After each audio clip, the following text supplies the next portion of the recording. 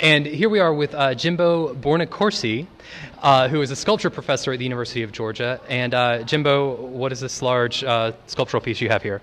Well, it's called Don't Learn to Forget, Don't Forget to Learn. It's about the fact that man can't learn from history, basically. It's a little bit of Auschwitz, it's a little bit of Verdun, it's a little bit of the killing fields, it's a little bit of the fact that we do it over and over again. And in my lifetime, there's never been a day of peace on the planet. And the skull is a representation of the victim. And there's been millions and millions and millions. To me, as a sculptor, it's important that you actually make the work. I think in this day and age, and this is a whole nother debate than what the show's about, is that so many people are like, well, you can outsource that. Well, can you call it your art if you outsource it? Sure. So to me, actually making these things, it becomes much more personal. The piece is very sort of literal. You can walk in and get it.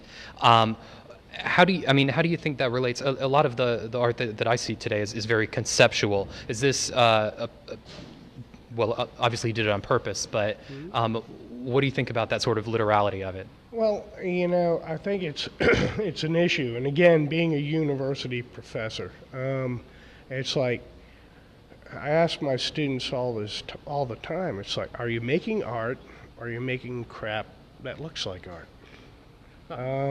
It's like, so is this somehow related to the human experience? Is it actually communicating something? I grew up in the Northeast, so the that whole industrial visual thing has always been part of my work.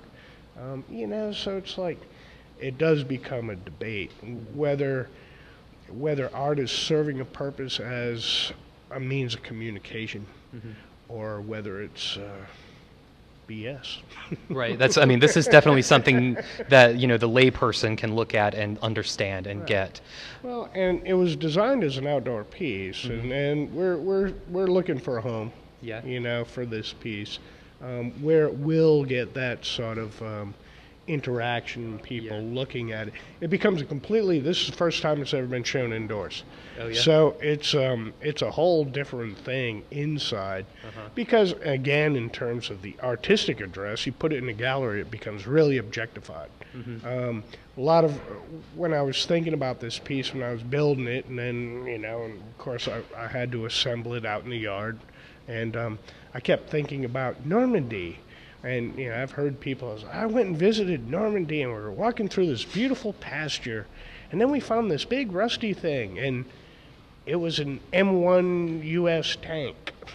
So it's like, it sort of becomes this reminder, and people forgot.